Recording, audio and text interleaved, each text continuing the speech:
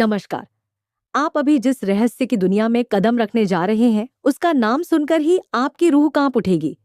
क्या कभी आपने सोचा है कि 3 विशाल नगर हवा में उड़ रहे थे? सोने का एक नगर, चांदी का दूसरा और लोहे का तीसरा। तीनों इतने शक्तिशाली थे कि देवता भी कांपते थे। तीनों नगर एक साथ हजारों साल में सिर्फ एक पल के लिए एक सीध में आते थे, और उसी एक पल में भगवान शिव ने एक ही बाण से तीनों को भस्म कर दिया। क्या ये सिर्फ कथा है, या हमारे पुराण किसी खोई हुई सभ्यता की चीख पुकार रहे हैं? क्या प्राचीन भारत में हवा में चलने वाली नगरी बनाने की तकनीक सच में मौजूद थी? क्या मय दानव कोई साधारण बढ़ई नहीं, बल्कि उस समय का सबसे महान इंजीनियर और वैज्ञानिक था?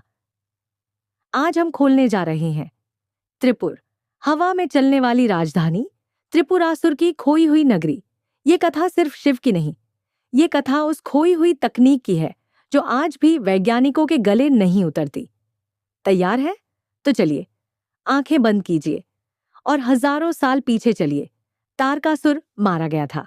कार्तिकेय के भाले ने उसका सीना चीर दिया था, लेकिन तारकासुर के 3 पुत्र जीवित थे, तारकाक्ष, कमलाक्ष और विद्युन्माली। तीनों भाइयों ने प्रतिज्ञा ली, हम देवताओं को ऐसा सबक सिखाएंगे कि वे भगवान का नाम लेना भूल जाएंगे। तीनों ने 1000 साल तक घोर तप किया। हिमालय की सबसे ऊंची चोटी पर खड़ी डीडे होकर, उल्टे लटक कर, अग्नि में जलते हुए ब्रह्मा जी प्रकट हुए। वरदान मांगा, हमें 3 नगर चाहिए जो अलग अलग कभी नष्ट न हो सके। हमारी मृत्यु तभी हो जब तीनों नगर एक साथ एक सीध में आए और कोई एक ही बाण से तीनों को भेद दे। ब्रह्मा जी ने हंसकर कहा, तथास्तु। और फिर आया वह नाम जिसके नाम से आज भी इंजीनियरिंग के छात्र कांपते हैं, मय दानव। मय दानव कोई साधारण असुर नहीं था। वह असुरों का विश्वकर्मा था। उसे सूर्य सिद्धांत का ज्ञान था। वह विमान शास्त्र जानता था। उसने वो किया जो आज नासा भी नहीं कर पाया। 3 नगर बनाए। पहला नगर सोने का, नाम था त्रिपुर्य। यह स्वर्ग लोक में हवा में चलता था। इसकी दीवारें सोने की थीं, छतें पन्ने की, दरवाजे हीरे के। इसमें बाग थे जिनमें फल खुद चलकर हाथ में आते थे। नदियां दूध की बहती थीं। और सबसे खास बात, यह नगर कभी जमीन पर नहीं उतरता था। यह अंतरिक्ष में घूमता था जैसे कोई सैटेलाइट। दूसरा नगर चांदी का, नाम था त्रिपुर। यह आकाश में घूमता रहता था। इसकी चमक इतनी थी कि रात में चांद भी शर्मा जाता था। इसमें महल ऐसे थे कि दीवारें खुद बदलती थीं। एक कमरे में घुसे तो दूसरा दृश्य दिखता। यहाँ की हवा में सुगंध खुद चलकर आती थी। और यह नगर भी कभी स्थिर नहीं रहता था। यह पृथ्वी के चारों ओर चक्कर लगाता था। तीसरा नगर लोहे का, नाम था त्रिपुरी। यह पाताल में घूमता रहता था, लेकिन यह सबसे भयंकर था। इसकी दीवारें इतनी मजबूत थीं कि वज्र भी टूट जाता। यहाँ हथियार खुद बनते थे। यहाँ युद्ध की मशीनें थीं, जो आज हम ड्रोन कहते हैं। वह हजारों साल पहले आसमान में तैर रही थी। मय दानव ने इन तीनों नगरों को एक खास तकनीक से बनाया था। तीनों नगर अलग अलग दिशाओं में घूमते थे, एक स्वर्ग में, एक आकाश में, एक पाताल के पास। और ये तीनों एक सीध में आते थे, केवल 1000 साल में एक बार, बस एक पल के लिए। अब सोचिए, इसका मतलब क्या था? इसका मतलब था ये तीनों नगर कभी नष्ट नहीं हो सकते थे, क्योंकि कोई एक बाण तीनों को एक साथ कैसे भेज सकता था? तीनों भाई इन नगरों में रहने लगे, और फिर शुरू हुआ अत्याचार। देवताओं को कैद किया, यज्ञ रोक दिए, पृथ्वी पर आग बरसाई। इंद्र भागे, विष्णु जी छिपे, ब्रह्मा जी भी कुछ न कर सके।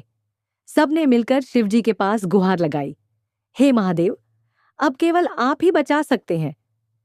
शिव जी ने मुस्कुराकर कहा, ठीक है, मैं, लेकिन मुझे एक रथ चाहिए जो पूरे ब्रह्मांड से बना हो। और फिर हुआ वो चमत्कार जो आज भी सुनकर रोंगटे खड़े हो जाते हैं। पृथ्वी खुद रथ बनी, सूर्य और चंद्रमा पहिए बने, मेरु पर्वत धनुष बना, शेषनाग प्रत्यंचा डोरी बने, विष्णु जी खुद बाण बने, ब्रह्मा जी सारथी बने, सारे देवता शस्त्र बने, गंधर्व गीत गाने लगे, अप्सराएं नाचने लगी। शिव जी रथ पर सवार हुए और इंतजार करने लगे उस एक पल का। 1000 साल बीत गए और आखिरकार वो पल आया। 3 नगर एक सीध में आए, सोने का, चांदी का, लोहे का, एक सीध में। शिवजी ने धनुष उठाया, प्रत्यंचा खींची और बस मुस्कुराए। बस इतना ही। शिवजी की मुस्कान से ही तीनों नगर जलने लगे। लेकिन वरदान पूरा करना था। शिवजी ने प्रहार किया। एक ही बाण 3 नगरों को भेदता हुआ और फिर तीनों नगर राख हो गए। राख इतनी कि आज तक कोई अवशेष नहीं मिला। लेकिन सवाल अब भी बाकी है, क्या सचमुच ऐसे हवा में चलने वाले नगर थे? मय दानव ने कैसे बनाए? क्या वो एंटी ग्रेविटी तकनीक जानता था? क्या वो विमान शास्त्र का असली जानकार था? शिव पुराण में लिखा है कि मय दानव को सूर्य सिद्धांत का ज्ञान था। वह ग्रहों की गति जानता था। वह धातुओं को हल्का करना जानता था। वह ऐसी मशीनें बना सकता था जो खुद हवा में चलती थीं। कुछ विद्वान कहते हैं कि त्रिपुर कोई काल्पनिक शहर नहीं थे। ये 3 विशाल विमान थे, स्पेस स्टेशन जैसे, जो अंतरिक्ष में घूमते थे। और शिवजी का वो बाण कोई लेजर हथियार था या कोई दिव्य ऊर्जा। मोहनजोदारो में जो कांच जैसी राख मिली है, क्या वो त्रिपुर की राख हो सकती है? क्या वो कोई प्राचीन न्यूक्लियर वॉर का प्रमाण है? शिव पुराण में लिखा है, शिव की मुस्कान से ही नगर जलने लगे। क्या ये किसी रेडिएशन का वर्णन है? क्या शिवजी का त्रिशूल कोई प्लाज्मा हथियार था? ये सवाल आज भी अनसुलझे हैं।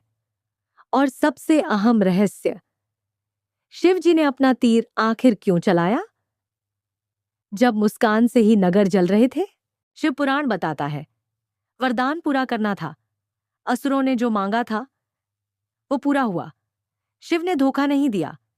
यही शिव है जो वरदान देने वाले का भी सम्मान करते हैं और वरदान लेने वाले को भी दंड देते हैं। इसलिए कार्तिक पूर्णिमा को त्रिपुरारी पूर्णिमा कहते हैं। इस दिन काशी में देव दीपावली मनाई जाती है, क्योंकि जब त्रिपुर भस्म हुआ, देवताओं ने खुशी में लाखों दीप जलाए थे। आज भी जब आप दीपावली के बाद कार्तिक पूर्णिमा पर दीप जलाते हैं, तो याद रखिए, ये दीप सिर्फ प्रकाश के लिए नहीं, ये दीप उस महाविनाश की याद में है जब 3 हवा में चलते नगर एक पल में राख हो गए। अगर कहानी पसंद आई हो तो लाइक करो, शेयर करो और ऐसी और अद्भुत कहानियां सुनने के लिए चैनल को सब्सक्राइब करना मत भूलना। जय भोलेनाथ।